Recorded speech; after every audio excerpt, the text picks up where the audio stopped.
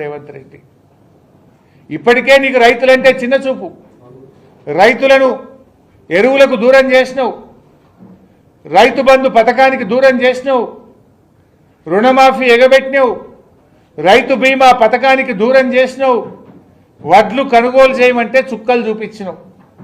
ఇప్పుడు ఇంత కరెంటు కూడా రాకుండా చేస్తావా రేవంత్ రెడ్డి?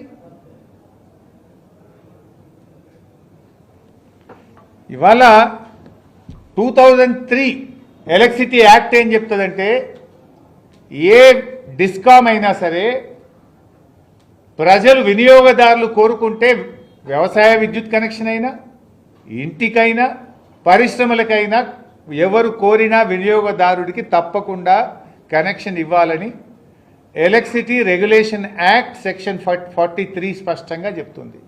నువ్వు రేపు ఎస్పీడీసీఎల్ కింద ఉన్న రైతు నీకు నేను వ్యవసాయ విద్యుత్ కనెక్షన్ ఇయ్యా, నువ్వు రైతు డిస్కామ్ కిందకే పో అంటే హక్కు నీకు రాష్ట్ర ప్రభుత్వానికి లేదు, నీ ఈఆర్సీకి కూడా లేదు. ఇవాళ ఎంత దారుణం అంటే మన ఊర్లలో మనం చూస్తుంటాం. ఇప్పుడు ఇరుకోడు పక్కన హనుమంతపల్లి అని ఒక ఊరు ఉంటుంది. హనుమంతపల్లి పోతే ఏముంటుంది? బాయిల కాడనే ఊరది. ఇంటెనకనే బాయి, ఇల్లు బాయి గడ్డ మీదనే ఇల్లు ఉంటుంది, ఇంటి పక్కనే బాయి ఉంటుంది. రైతులు ఏం చేస్తారు? అక్కడ చాలామంది ఇంటెనక పొద్దుగాలు లేచి బావి కాడ పని చేసుకుంటారు, ఇంట్లో ఉంటారు. కొంతమంది ఆ బావి పక్కనే ఓ పౌల్ట్రీ కూడా వేసుకుంటారు, చిన్న షెడ్ వేసుకుంటారు, 500 కోళ్ళదో 1000 కోళ్ళదో వేసుకుంటారు. ఇప్పుడు నువ్వు తెచ్చిన ఆర్పీడీసీఎల్ వల్ల ఏం జరుగుతుంది తెలుసా? బావి కాడ కరెంటు పోతే ఒకరికి ఫోన్ చేయాలి, ఇంటికాడ కరెంటు పోతే ఇంకొకరికి ఫోన్ చేయాలి. రేపు ఆ బావి గడ్డకు నేను ఇల్లు కట్టుకుంటా, ఎవరైనా కొత్తగా ఇల్లు కట్టుకుంటా, నాకు ఎలక్ట్రిసిటీ కనెక్షన్ ఇవ్వమంటే ఏమవుతుంది తెలుసా? రేపు లేలే మేము ఇయ్యం, ఎస్పీడీసీఎల్ వాళ్ళు ఇస్తారు, అప్లికేషన్ పెట్టుకో అంటాడు. ఎస్పీడీసీఎల్ ఏమంటాడు? నీ బావి కాడ ఉన్న కరెంటు పోలు కరెంట్ ఏదైతుందో అది నాది కాదు, అది ఆర్పీడీసీఎల్ది. నేను నీకు ఇంటికి మీటర్ ఇవ్వాలంటే ఇరుకోడ్ సబ్స్టేషన్కి వెళ్ళి 12 పోల్లు పడతాయి, ఆ 12 పోల్లకు పైసలు కట్టు, వైర్కు పైసలు కట్టు, వేయడానికి అవసరమైన పైసలు కడితేనే నీ ఇంటికాడ కనెక్షన్ ఇస్తా అంటాడు. అంటే డబుల్ లైన్లు వేసుడు, పోల్లు కూడా ఎక్కువ పడతాయి రైతుల పొలాలలో. ఇప్పుడు బావి కాడ కనెక్షన్ ఉంది ఆల్రెడీ కరెంటు, దానికే ఇవ్వచ్చు కదా. రేపు ఇప్పుడు కొత్త సిస్టమ్ ఏం చెప్తుందంటే ఆర్పీడీసీఎల్ రైతులకు మాత్రమే ఇస్తుందట, ఇంటికి ఇవ్వాలంటే ఎస్పీడీసీఎలోడో ఎంపీడీసీఎలోడో ఇవ్వాలి. లేదు బావి కాడ ఒక పౌల్ట్రీ పెట్టుకున్నా అంటే ఎస్పీడీసీఎలో ఎంపీడీసీఎలో ఇవ్వాలి. లేదు మా పసుపు పండించే రైతులు పసుపును ఉడకబెడతాము అంటే లేలే ఇది దీని కింద ఉడకబెట్టద్దు, ఎస్పీడీసీఎల్ కరెంటు తీసుకో అంటాడు. చెరుకు పట్టాలి, చెరుకు నేను తిప్పాలి, గానుగ తిప్పాలంటే ఎస్పీడీసీఎలోడు కనెక్షన్ ఇవ్వాలంటాడు. అంటే ఆ ఎస్పీడీసీలోడు ఏమంటాడు? నీ బావి కాడ నా కరెంట్ లేదు, నేను ఊరి నుంచి నీ ఇంటికాడ పెట్టుకునే ఇల్లు, బావి కాడ కట్టుకునే ఇల్లుకు కానీ బావి కాడ కట్టే పౌల్ట్రీకి ఎన్ని పోల్లు పడతాయో ఆ లెక్క కడితేనే పైసలు కడితేనే రేపు ఇస్తా అంటాడు. Is it not national waste? Is it not public waste? Public money waste చేయడం కాదా ఇది? ఆల్రెడీ కరెంటే ఉంటుంది, సపరేట్గా దానికి కనెక్షన్ ఇవ్వక ఇప్పుడు 3వ కంపెనీ పెట్టి నువ్వు ఆడ బావి కాడే, ఇప్పుడు లంబాడి వాళ్ళు, మా గిరిజనులు, గోండులు, కోయలు, ఎస్టీలు అంతా కూడా బాయిలకానే ఉంటారు, బాయిలకానే ఇల్లు కట్టుకుంటారు. రేపు వాళ్ళ పరిస్థితి ఏమవుతుంది అన్నట్టు? ఇలా రైతుల మీద ప్రజల మీద భారం పడుతుంది, రేపు వినియోగదారుల మీద భారం పడుతుంది. అనవసరంగా 2 లైన్లు వేయాలి, బాయికోటి ఇంటికోటి, 2 లైన్లు వేస్తే పొలాలు ఖరాబ్ అవుతాయి, పోళ్ళు ఖరాబ్ అవుతాయి, పబ్లిక్ మనీ వేస్ట్ అవుతుంది, ప్రజల మీద భారం పడుతుంది. ఇది ఒక తుగ్లక్ చర్య. టీజీఆర్పీడీసీఎల్ అనేది ఒక తుగ్లక్ చర్య.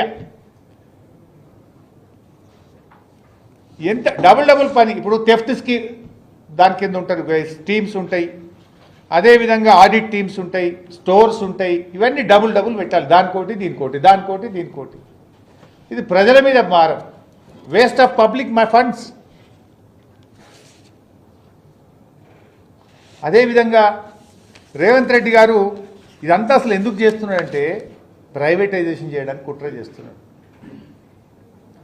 రేవంత్ రెడ్డి నేను డిమాండ్ చేస్తున్నా, నువ్వు అసెంబ్లీ పెట్టు, దీని మీద చర్చ పెట్టు, come on let us call for the assembly. రాష్ట్రంలో 70-80 లక్షల మంది రైతులకు సంబంధించిన ప్రధానమైన సమస్య మీద నువ్వు అసెంబ్లీ పెట్టకుండా ఎందుకు చర్య తీసుకుంటున్నావు? ఎందుకు నిర్ణయం తీసుకుంటున్నావు? అసెంబ్లీ పెట్టి చర్చ పెట్టు, దీని మీద నిజాలు మాట్లాడదాం అసెంబ్లీలో.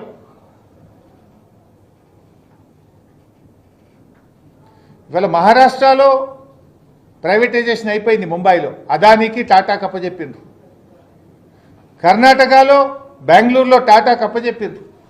నువ్వు కూడా ఈ రైతులన్నీ ఫ్రీ ఉచిత కరెంటు అంతా పక్కకు పెట్టి పైసలు వచ్చే కరెంటును ప్రైవేట్ వాళ్ళకి ఇవ్వడానికే ఈ ఆర్పీడీసీఎల్ ఏర్పాటు చేస్తున్నావు.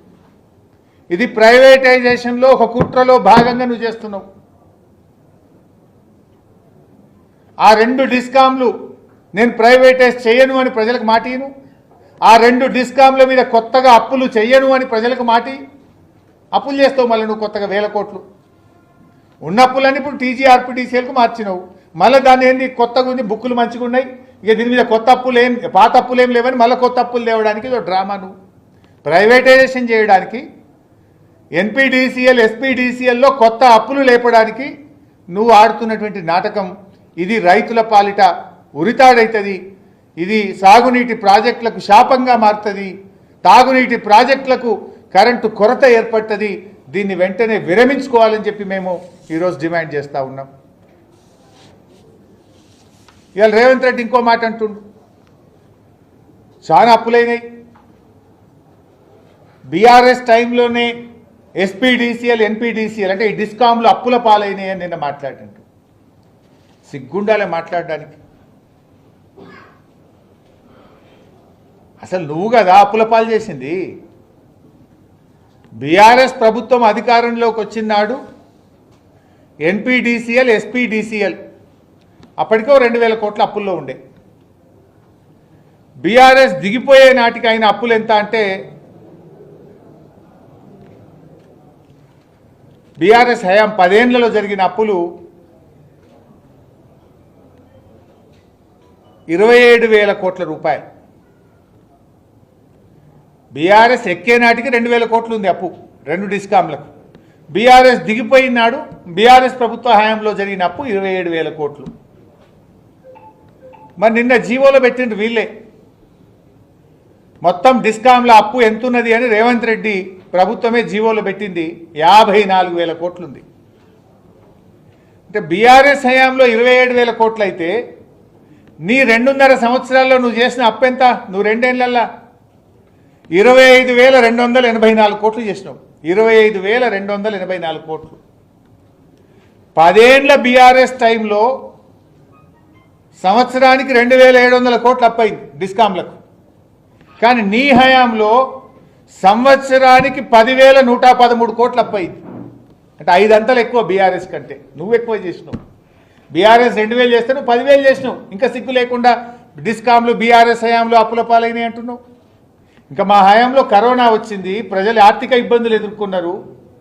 అయినా అన్నీ కలిపి 10 ఏళ్లలో బీఆర్ఎస్ హయాంలో సంవత్సరానికి అయింది 2,000 2,500. కానీ నీ హయాంలో అయింది 10,000. ఏడాదికి 10,000 కోట్లు డిస్కామ్లను అప్పుల ఊబిలో నెట్టినావు నువ్వు. డిస్కామ్లకు నువ్వు డబ్బులు విడుదల చేయలేదు. నువ్వు తప్పు చేసి బీఆర్ఎస్ మీద నెప్పని నెడుతున్నావు. గురువింద గింజ ఏదో తన కింద నలుపు తెలియదు అన్నట్టు అప్పులు చేసింది నువ్వు, డిస్కామ్లను ఆగం చేసింది నువ్వు. ఇవాళ దాన్ని బీఆర్ఎస్ మీద నెప్పని నెట్టే ప్రయత్నం చేస్తూ ఉన్నావు. నీ హయాంలో 2.5 సంవత్సరాల్లో 25,284 కోట్లు కాంగ్రెస్ ప్రభుత్వ హయాముల్లో డిస్కాములకు బకాయి పడ్డది. రాష్ట్ర ప్రభుత్వ బకాయి 25,284 కోట్లు. 2.5 ఏళ్ల కాంగ్రెస్ ప్రభుత్వంలో బకాయి పడ్డది 25,284.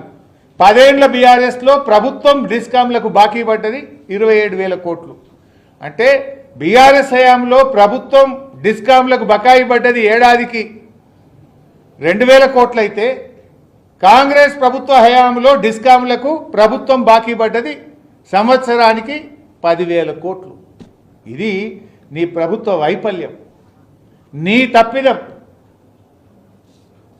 అయినా నువ్వు ఇంత ఎగబెట్టి నువ్వు ఏమన్నా చేసినావా? అసలు విద్యుత్ పంపిణీ వ్యవస్థను బలోపేతం చేసినావా? నువ్వు నీ హయాంలో ఒక్క సబ్స్టేషన్ కట్టినవా? నువ్వు బీఆర్ఎస్ టైంలో 400 kV సబ్స్టేషన్లు మేము వచ్చినాడు 6 ఉంటే దిగిపోయే వరకు 30 చేసినాం. 220 kV సబ్స్టేషన్లు మేము వచ్చినాడు 51 ఉంటే దిగిపోయే నాటికి 103 చేసినాం. 132 kV సబ్స్టేషన్లు మేము వచ్చినాడు 176 ఉంటే దిగిపోయే నాటికి 251 చేసినాం. 33/11 kV సబ్స్టేషన్లు మేము వచ్చినాడు 2138 ఉంటే మేము దిగిపోయే నాటికి 3210 సబ్స్టేషన్లు కట్టినాం.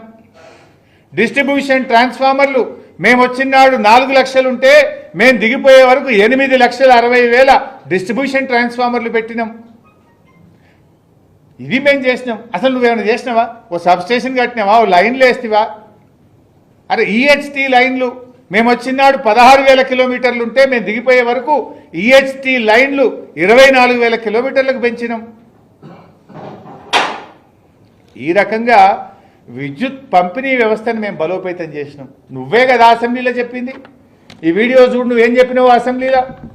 ఆనాటి కాంగ్రెస్ ప్రభుత్వంలో కరెంటు పరిస్థితి ఏందో తెలుగుదేశం పార్టీ ఎమ్మెల్యేగా ఉమ్మడి ఆంధ్రప్రదేశ్లో అసెంబ్లీలో నువ్వు మాట్లాడిన మాట ఇది. మరణిస్తే ఊరికి వెళ్ళాం అధ్యక్ష. దహన సంస్కారాలు అయిన తర్వాత స్నానం చేసి ఇంటికి పోవాలి అధ్యక్ష. చిన్నప్పుడు ఏ బావిలో అయితే ఎండాకాలం వస్తే రోజుల తరబడి ఈత కొట్టిన బావి ఎండిపోతే బోర్ దగ్గరికి వెళ్ళి స్నానం చేద్దామంటే కరెంటు లేదు అధ్యక్ష. నాకున్న పరిచయాలను బట్టి కరెంటు విడిపించుకుంటే బోర్ వేస్తే నీళ్లు పోస్తలేదు అధ్యక్ష. నా తండ్రి చచ్చిపోతే స్నానం చేయాల్సిన ప్లేస్లో నెత్తి మీద నీళ్లు చల్లుకొని ఇంటికి వచ్చినాం అధ్యక్ష. తెలంగాణ రాష్ట్రం నిర్లక్ష్యం కావడానికి కారణం పాలకులన్న సంగతి ఆ రోజు నాకు అర్థమైంది అధ్యక్ష. మరి ఆ రోజు పాలకులు ఎవరు? కాంగ్రెస్ పార్టీ కదా. ఆనాటి కాంగ్రెస్ పాలనలో తండ్రి చచ్చిపోతే కరెంటు లేక నెత్తి మీద నీళ్లు చల్లుకొని పోయినా అన్నవే, ఆ పాలకులు ఎవరు? ఆ పాపం ఎవరిది? కాంగ్రెస్ పార్టీయే కదా ఆనాడు ఈ రాష్ట్రాన్ని పాలించింది. ఆ పాపాలను కడిగి కాంగ్రెస్ చేసిన తప్పిదాలను సవరించి సబ్స్టేషన్లు కట్టి ట్రాన్స్ఫార్మర్లు పెట్టి విద్యుత్ పంపిణీ వ్యవస్థను 1,00,000 కోట్లు ఖర్చు పెట్టి 24 గంటల కరెంట్ ఇచ్చింది బీఆర్ఎస్ కదా. నిజంగా ఆ రోజు బీఆర్ఎస్ఏ ఉండుంటే నీకు నెత్తి మీద నీళ్లు చల్లుకోవాల్సిన పరిస్థితి వచ్చేది కాదు. కానీ మళ్ళీ కాంగ్రెస్ వచ్చింది నీ పాలనలో, మళ్ళీ నెత్తి మీద నీళ్లు చల్లుకునే కాలం వస్తుందేమో అని డౌట్ వస్తుంది. ఆగం చేస్తున్నావు విద్యుత్ వ్యవస్థను, ఇలా ఆగం చేస్తున్నావు విద్యుత్ వ్యవస్థను. అందుకే మేము సూటిగా చెప్తున్నాం, టీజీఆర్పీడీసీఎల్ ఏర్పాటును ప్రభుత్వం విరమించుకోవాలి.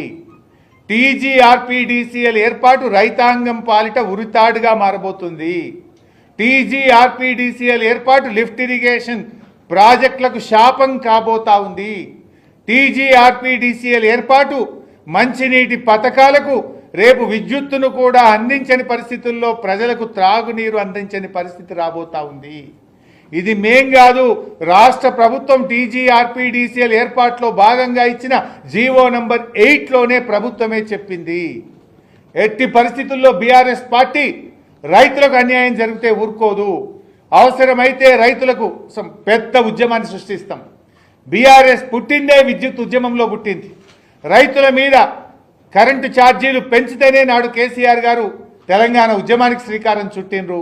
ఇవాళ కూడా రైతుల పాలిట పెను శాపంగా మారబోతున్నటువంటి ఈ డిస్కామ్ను ఏర్పాటును బీఆర్ఎస్ వ్యతిరేక